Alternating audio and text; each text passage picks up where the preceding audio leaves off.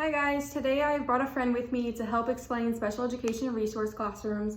So she's going to introduce herself and explain what she does, and then I will ask her some questions.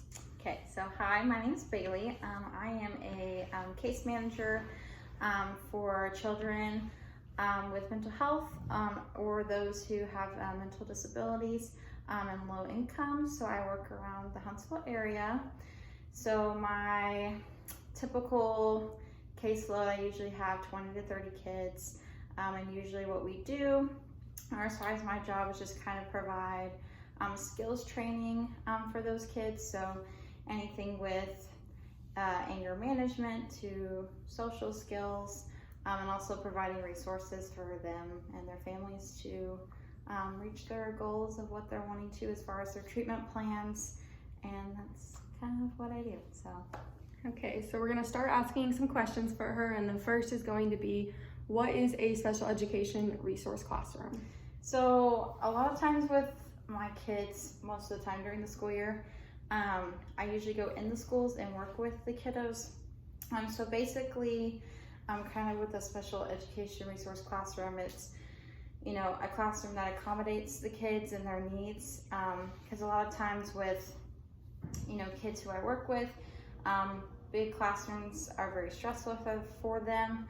A lot of noises can be very distracting. So these classrooms kind of help accommodate for those kids' current struggles. Okay.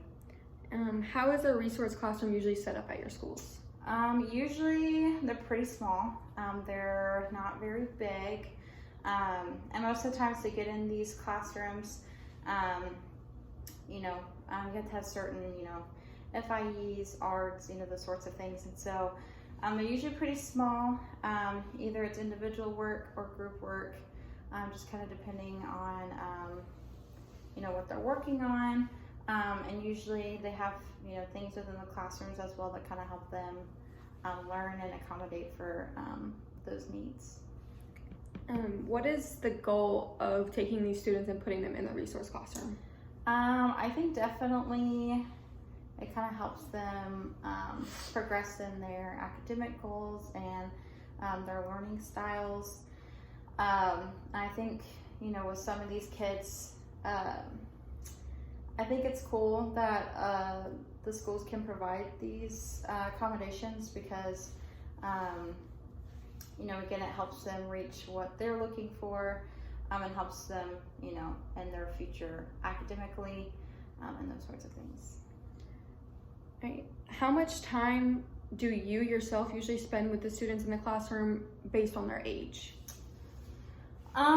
So kind of with what I do, so we base our time with our kids based on the level of care. So we update their treatment plans every 3 months, and it kind of determines what level of care. So it goes from level of care 1 to 3, and you know, as obviously the higher they are, the more time or services that they need from us.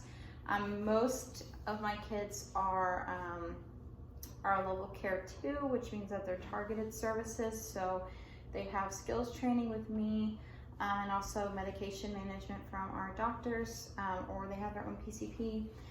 But usually most of my kids are once a week for an hour, and usually if they're a level of care 3, depending on work schedules and school schedules and parent schedules, usually with my higher needs kids, I usually will do at least twice a week for 1 hour. Just kind of depends on what the parents and the child would like as far as their services. So that's typically, it's really not based on age, it's just more based on what they're needing at that time. Okay, and what kind of activities do you do in the classroom? So usually, again, kind of what my focus is, we do skills training. So usually I will try to make the skill or kind of what we're learning entertaining. So for instance,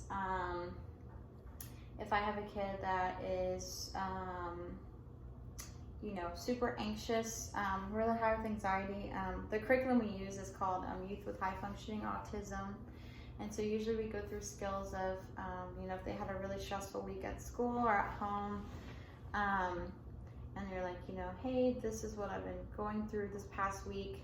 I usually will walk them through a skill of how they can recognize and deal with their anxiety, just as far as an example. And usually I'll kind of incorporate a game. Uno's a pretty popular one. Uno, or Chutes and Ladders, or just regular deck of cards, and kind of incorporating those games or activities within the skills so that they can obtain the information a little bit more. So. Okay, and final question. So we know in the resource classroom, you are helping the students learn both academically when they can't focus on the classroom, but what kind of basic life skills do you help them learn? So basic life skills, some of the pretty basic ones, maybe more so for our younger kids, we talk about, how we listen, how we can pay attention in the classroom, maybe if we're struggling with listening at home. Those are some things we definitely focus on. Other skills we talk about could be, there's a lot of them, but most of the time it just kind of, you have those basic skills, and just kind of depending on what they need. But for instance, listening can be definitely one if that's something you're struggling with within school. So. Okay. Thanks, guys. Hope you had a good time learning. Thank you.